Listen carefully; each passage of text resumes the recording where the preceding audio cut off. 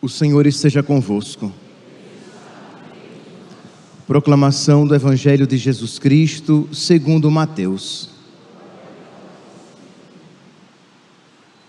Naquele tempo, disse Jesus aos seus discípulos: Vós ouvistes o que foi dito: amarás o teu próximo e odiarás o teu inimigo.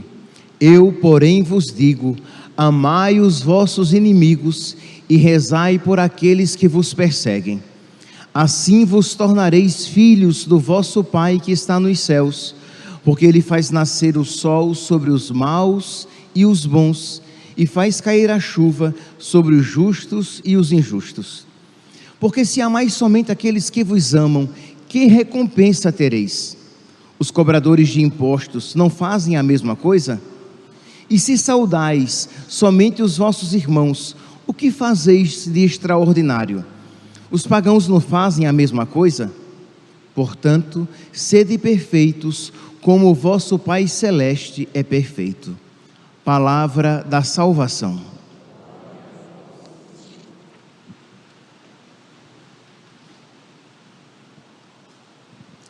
Caríssimos irmãos e irmãs,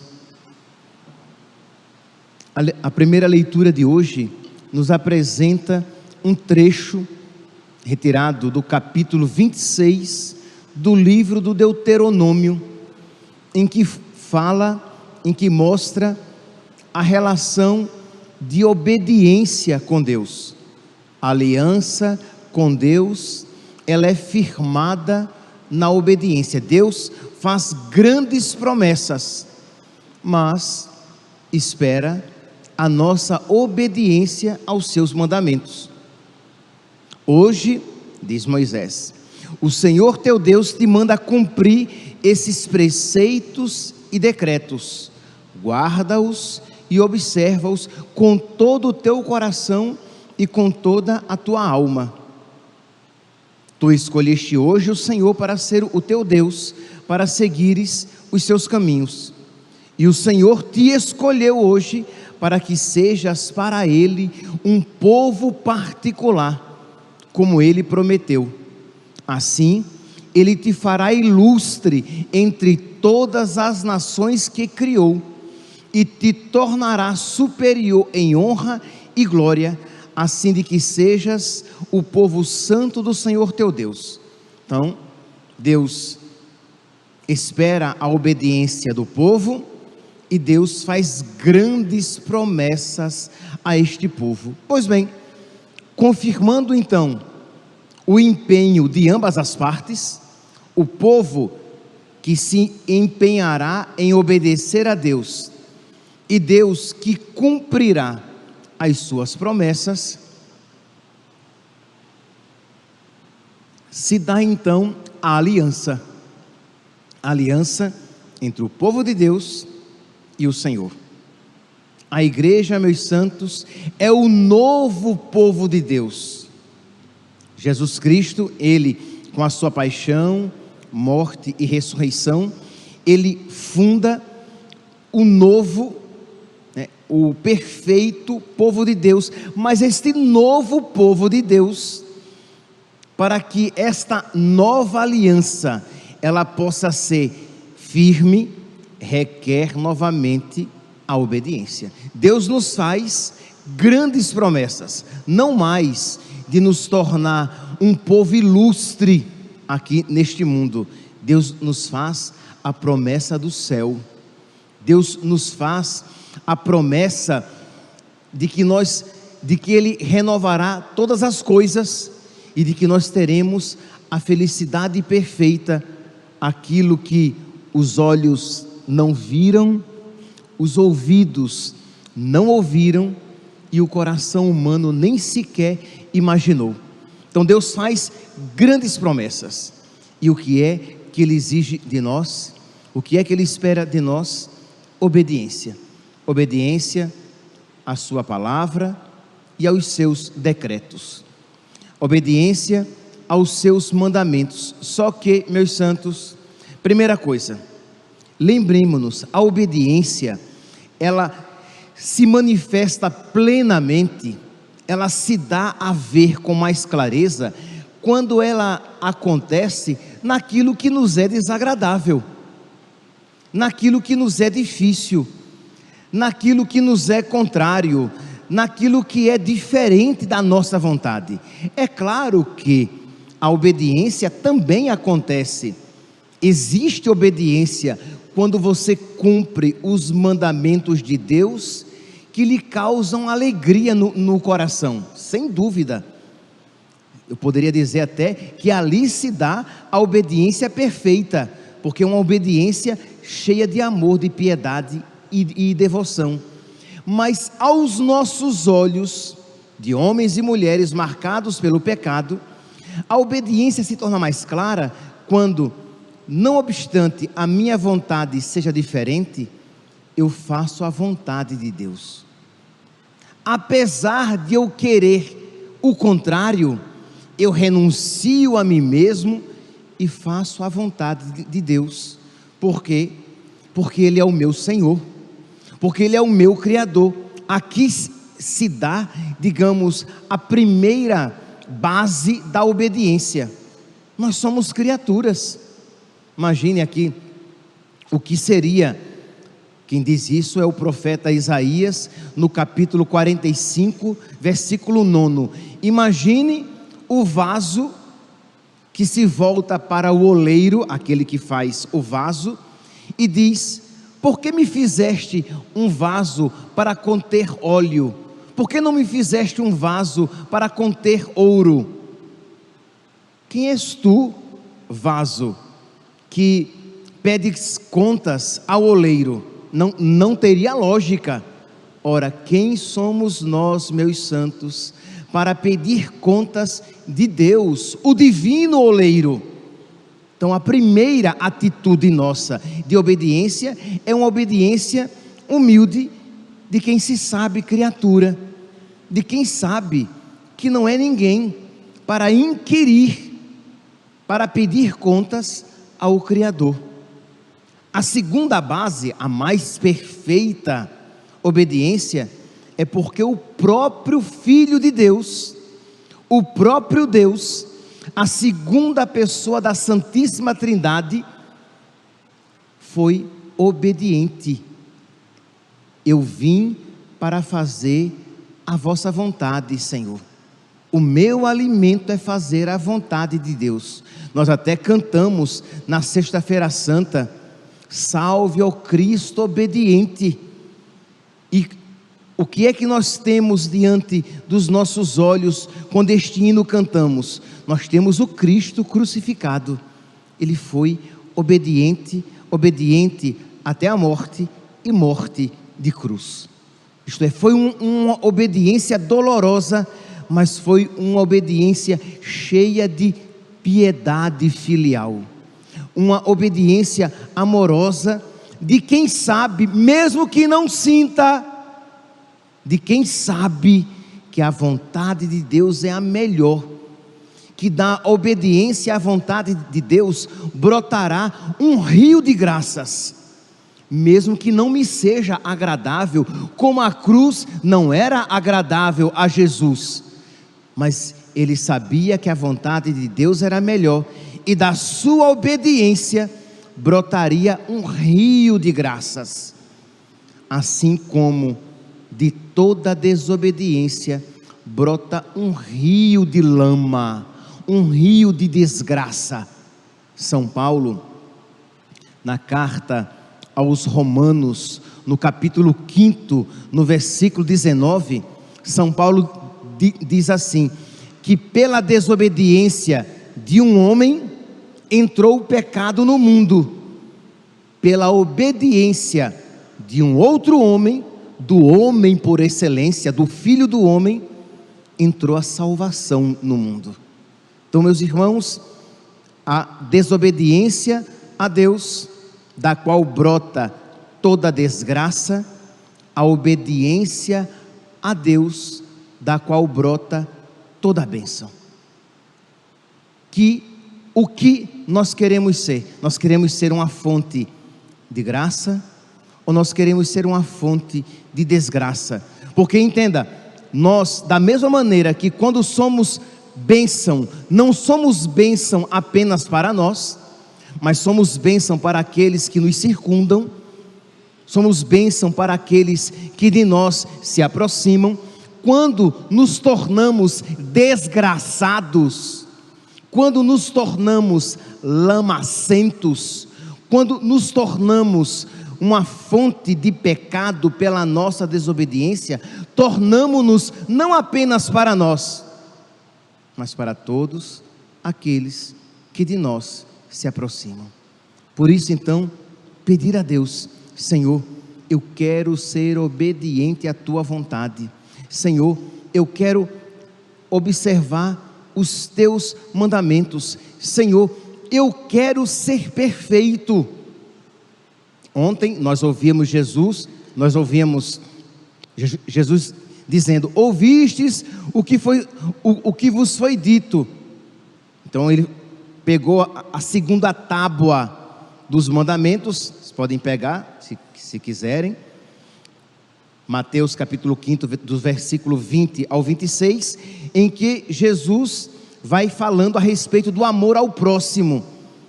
Lembrando que o judeu sempre compreendia o próximo, um seu conterrâneo, né? Jesus, no evangelho de hoje, ele nos manda amar o inimigo, amar aquele que nos faz mal, porque assim, versículo 45, Mateus capítulo 5, versículo 45, assim vos tornareis filhos do vosso Pai que está nos céus, porque Deus ama os bons e os maus.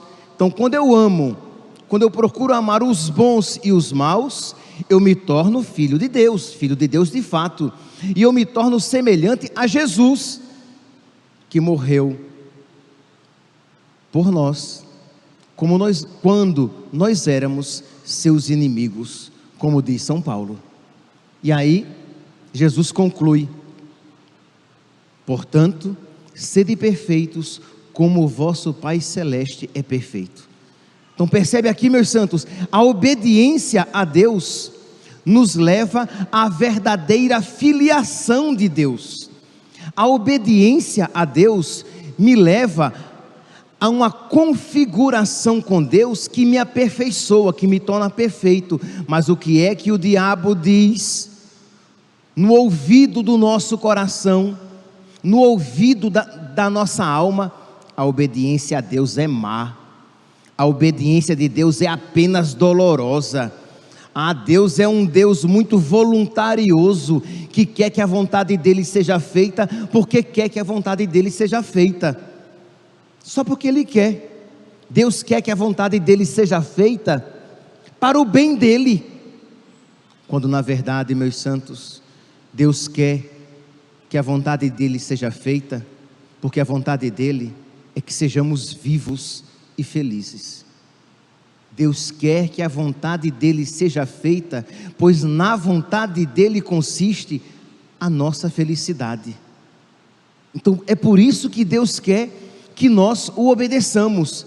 Não, repito, não porque Deus seja um Deus caprichoso, voluntarioso, birrento, mimado, que quer que a vontade dele seja feita, porque não quer ser desobedecido. Não, porque Deus nos ama. Assim como um pai não quer que o filho ponha o dedo na tomada, porque sabe que aquilo vai fazer mal a ele, diz: meu filho, não ponha o dedo na tomada. Assim é quando Deus diz: meu filho, não tome veneno, porque o pecado é o veneno para a sua alma, mata a verdadeira vida que eu pus no seu coração e quero levá-la à plenitude. Então vamos lá, vamos pedir a Deus que nos conceda esta graça, que nos conceda esta sabedoria de nós dizermos: a vontade de Deus é a melhor, eu quero obedecer à vontade de Deus, eu vou me empenhar em praticar a vontade de Deus, mais do que eu me empenho em ganhar dinheiro. Eu vou me empenhar a fazer a vontade de Deus, mais do que eu me empenho em ter saúde. Eu vou me empenhar em buscar, em obedecer e me configurar à vontade de Deus, mais do que eu procuro ficar bonito, bonita. Eu vou me empenhar em observar a vontade de Deus, toda a vontade de Deus, não apenas aquela que me agrada, mas inclusive, se não principalmente, aquela que me desagrada, aquela que me custa, porque nisto consiste a verdadeira felicidade, porque como diz o salmista, feliz é quem na lei do Senhor Deus vai progredindo. O mundo diz, feliz quem tem saúde, o mundo diz, feliz quem tem um bom casamento, o mundo diz, feliz quem que não precisa se preocupar se no final do mês vai conseguir pagar as suas contas. O mundo diz, feliz quem é bonito, quem é bonita. A palavra de Deus diz, feliz é quem na lei do Senhor Deus vai progredindo. Feliz quem vai obedecendo a Deus cada vez mais. Feliz é quem procura cada vez mais agradar a Deus, esquecendo-se de si mesmo. Não sei se você consegue, eu tento gritar para mostrar o escândalo que é para a mentalidade mundana, isto é, percebe que é mundanamente escandaloso dizer que é feliz quem tem os olhos cada vez mais voltados para Deus e se esquece de si, não está preocupado com a sua vontade, com os seus interesses, mas está preocupado com os interesses de Deus, não está preocupado com o seu conforto, com a sua saúde. Eu não estou dizendo, pelo amor de Deus, você percebe, eu não estou dizendo que a pessoa, ela não vai cuidar da saúde, eu não estou dizendo que a pessoa não vai trabalhar, eu estou dizendo que isso para ela é supérfluo, que isso para essa pessoa está em segundo lugar, porque o que para ela importa é fazer a vontade de Deus. Então se alegra a Deus que ela trabalhe com afinco, ela trabalhará com afinco, mas percebe, o trabalho é um meio para agradar a Deus, não é um fim em si mesmo. Se para Deus, e será assim com certeza, se para Deus, se alegra a Deus que eu me gaste pelos meus filhos e pela minha esposa, eu me gastarei pelos meus filhos e pela minha esposa, mas os meus filhos e a minha esposa não são um fim, porque eu amo a Deus primeiramente. Então eu faço isso por amor a Deus, e por amor a Deus eu serei o melhor pai do mundo, e por amor a Deus eu serei o melhor esposo do mundo. Imagine que maravilha, um homem e uma mulher que se casam e eles dizem um ao outro: existe uma pessoa a quem eu amo muito mais do que você, Deus. O marido que diz: você não é o fim da minha vida, a finalidade da minha vida é Deus. Eu amo você por causa de Deus. Nossa, esse vai ser o melhor marido do mundo, esta vai ser a melhor esposa do mundo, porque eles não estão olhando um para o outro idolatricamente, mas por causa de Deus, ele vai amá-la e vai entregar até a própria vida por ela, e vice-versa, e ambos pelos filhos. Então quer dizer, a finalidade primeira é Deus. Santo Afonso de Ligório, naquele livro, naquele belíssimo livro, A Prática do Amor a Jesus Cristo, quem não conhece, misericórdia, pecado mortal triplo. Quem não conhece a prática do amor a Jesus Cristo, misericórdia, você, que católico é você? Você deveria até ter, mas conhecer, você não tem direito de não conhecer. Você pode pesquisar na internet e juntar um dinheirinho e comprar. É um livro fininho, que é até preguiçoso ler. É um livro fininho, não é caro, entendeu? E vale muito a pena. Pois bem, Santo Afonso, ele diz assim, palavras dele: eis qual deve ser o único finalidade de todos os nossos pensamentos, ações, desejos e orações. Então vamos lá, qual é a finalidade de tudo na minha vida, dos meus pensamentos, das minhas ações, do meu trabalho, do meu namoro, da minha busca de saúde? dos meus desejos, tudo, dar gosto a Deus, alegrar Deus. Então você vai colocar uma roupa, eu quero dar gosto a Deus com esta minha roupa. Eu vou celebrar uma missa, eu quero dar gosto a Deus com esta minha missa celebrada. Eu vou dar um conselho a uma pessoa, eu quero dar gosto a Deus com este conselho dado. Eu vou fazer uma publicação na internet, eu quero dar gosto a Deus com esta minha publicação. Eu vou mandar um WhatsApp para alguém, eu quero dar gosto a Deus. Percebe? Esta é a finalidade primeira, nisto consiste a nossa felicidade.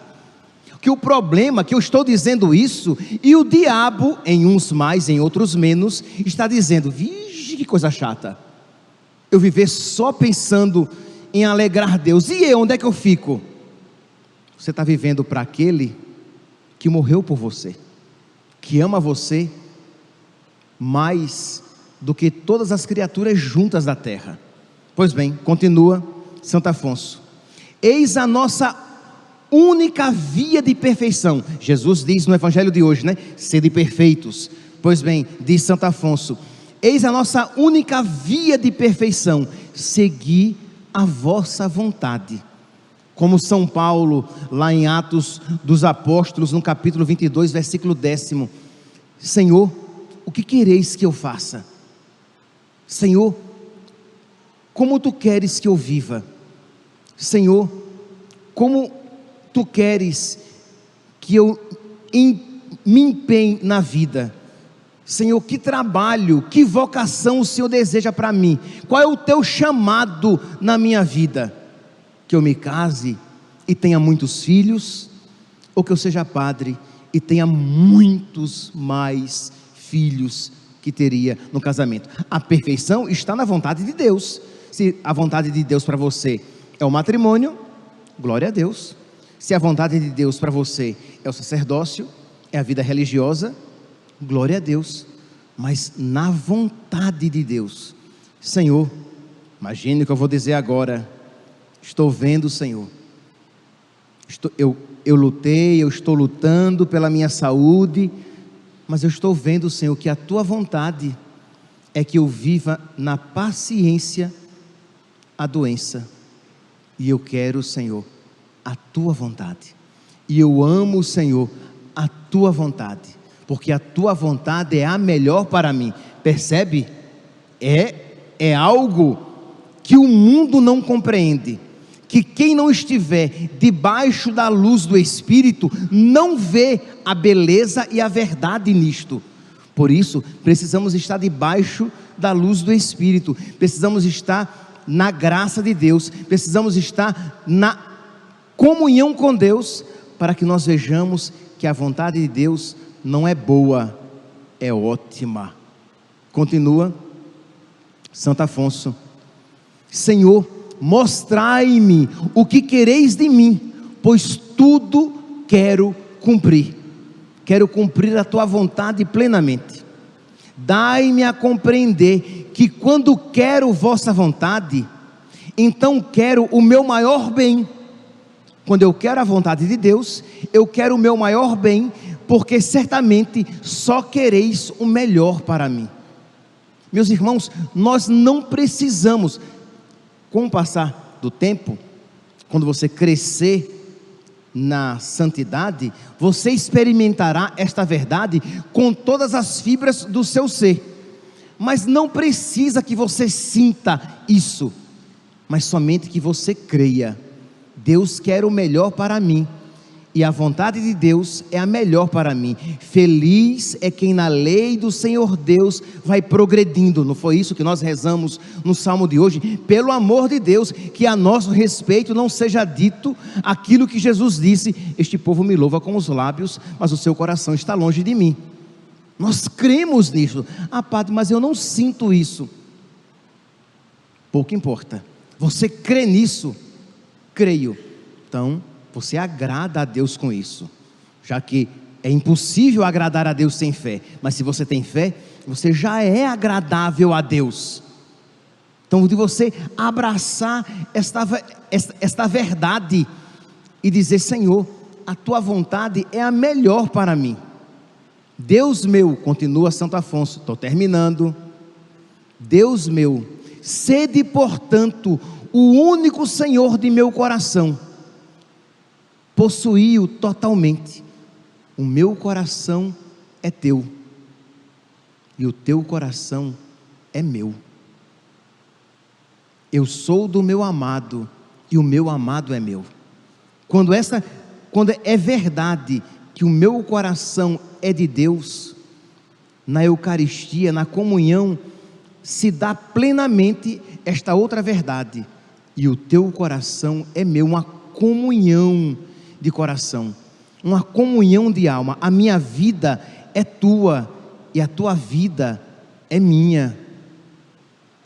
O meu amor, o tiquinho de amor que eu tenho no coração é teu, eu te dou, e o teu infinito amor é meu, tu me dás. Então, de meditar nesta verdade. Outrora, esta minha vontade, diz Santo Afonso, e se Santo Afonso disse, nós podemos dizer, né? Ou melhor, se Santo Afonso disse, nós devemos dizer: outrora esta vontade foi rebelde a vós, mas agora ela é toda a vós consagrada. A minha vontade que um dia disse: não, Senhor, isso e isso sim, isso não. Pois bem, Senhor, outrora ela foi rebelde, agora, Senhor, ela é obediente. E eu digo: Senhor, seja feita a tua vontade, como tu queres, quando quiseres, como quiseres. Eu quero o que tu queres, porque os teus quereres são os melhores para mim. Que hoje, meus santos, neste primeiro sábado do mês de março, que nós aprendamos da nossa Santíssima Mãe a abraçar a vontade de Deus, e digamos como ela: fiat, seja feito como disseste. Eu quero, Senhor. O anjo anunciou a vontade de Deus, e ela disse: sim, fiat, seja feito, eu quero, porque a vontade de Deus é sempre a melhor para mim. Então peçamos ao nosso Senhor, por intercessão da Virgem Maria, esta graça, para que bem possamos continuar vivendo a nossa quaresma. Louvado seja nosso Senhor Jesus Cristo, para sempre seja louvado.